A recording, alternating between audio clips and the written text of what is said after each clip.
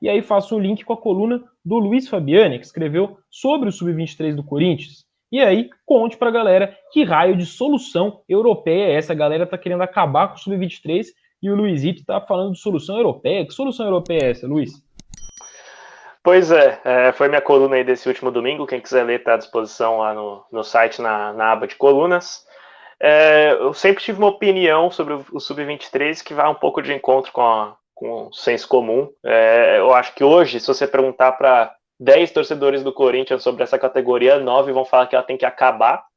E não é para menos mesmo, né? Você tem até a contratação de um filho de conselheiro de 26 anos, você tem contratação de jogadores que estavam sem clube, ou que antes eram do próprio Corinthians, foram dispensados porque não podiam entregar nada tecnicamente, foram contratados de novo, como foi o caso do Arian Ameixa, que tem duas partidas pelo profissional, as duas não oficiais, o Diego, goleiro do Sub-20, que até em outro momento chegou a perder a posição e foi recontratado.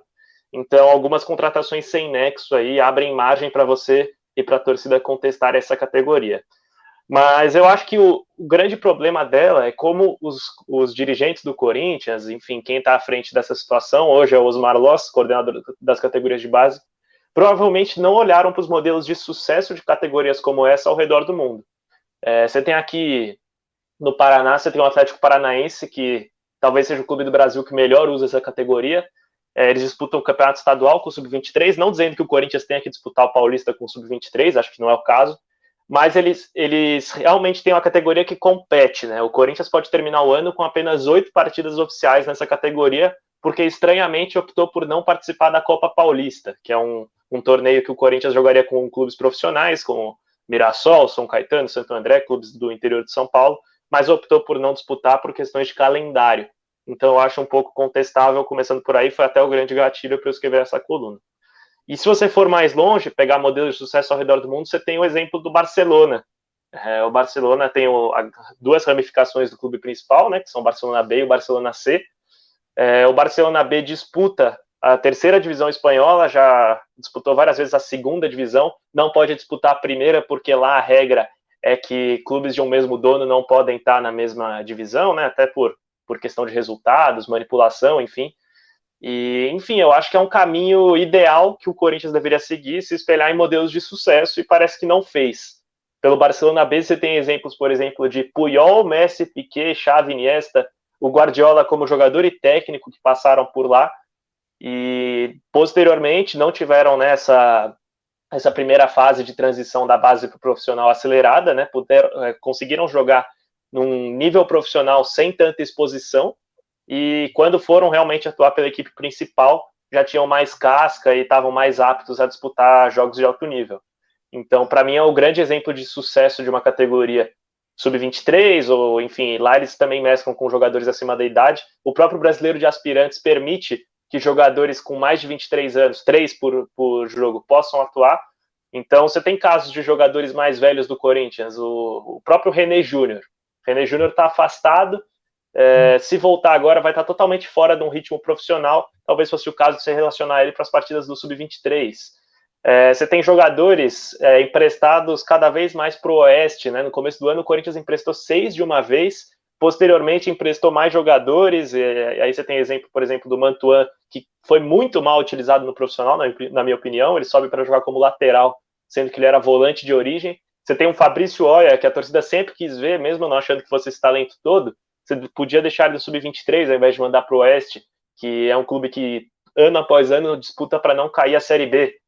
Tá tomando 4-0 nesse exato momento, o Oeste.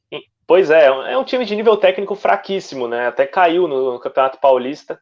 Então, qual ganho você dá para o seu jogador emprestando ele para o Oeste? Recentemente, o Madison foi utilizado numa pré-Libertadores pelo Thiago Nunes. Foi um dos grandes destaques do Corinthians na boa campanha no Sub-20 em 2019. E, enfim, tá hoje no Oeste, sabe-se lá qual que é o destino dele posterior. Possivelmente vai rodar de clube a clube, a gente já viu esse roteiro várias vezes se repetir. Enfim, eu acho que a categoria, o problema não é a existência dela, mas assim a forma com a qual ela é gerida, e eu acho que urge a necessidade do Corinthians rever como lidar com essa categoria e os processos de formação de atletas no geral.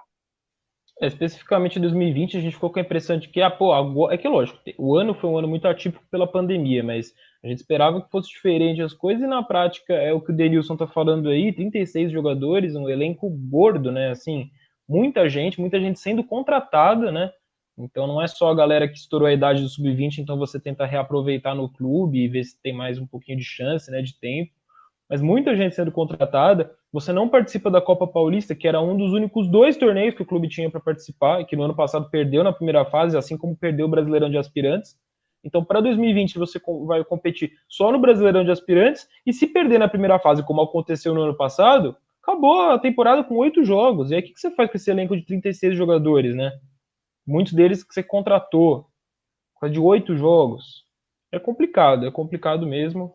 Muito E boa. também não é um caso só de negligência do Corinthians, também é da CBF. Porque hoje a Série D do Campeonato Brasileiro é disputada apenas por equipe sub-23.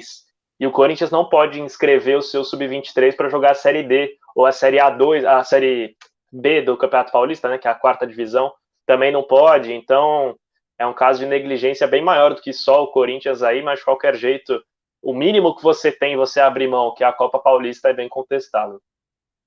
Não, e você falou, o Real Madrid também tem isso, né? O Tem o Zidane Real teve Madrid de lá no Real Madrid Castilha, é. B, na Castilha, né? Os dois moleques, o Vinícius e o Rodrigo, jogaram lá, né? O Realmente, Sérgio Dias, né? Passou aqui pelo Sérgio Corinthians, veio de Dias, o Matheus Pereira, né? Jogou no Barcelona B. Acho que é uma questão a ser trabalhada, tal. A cultura é diferente aqui também, né? A gente tem um outro enfoque na competição de base, né? A Copinha, a nossa grande competição de base. A gente está mudando agora, recente, né? O Campeonato Brasileiro Sub-20 organizado vai fazer o quê? Acho que é a quinta edição, quarta edição dele. Então, é um negócio aí, talvez para pensar nos próximos 10 anos, pode ser que o Sub-23 ganhe, né? Ganhe uma força maior do que tinha antes no Brasil. E, enfim, a Copinha, para mim, ainda segue como uma grande referência. Assim, quando a gente vai falar de futebol de base, a gente pega o desempenho do jogador na Copinha como o limiar ali para saber se ele é promissor ou não.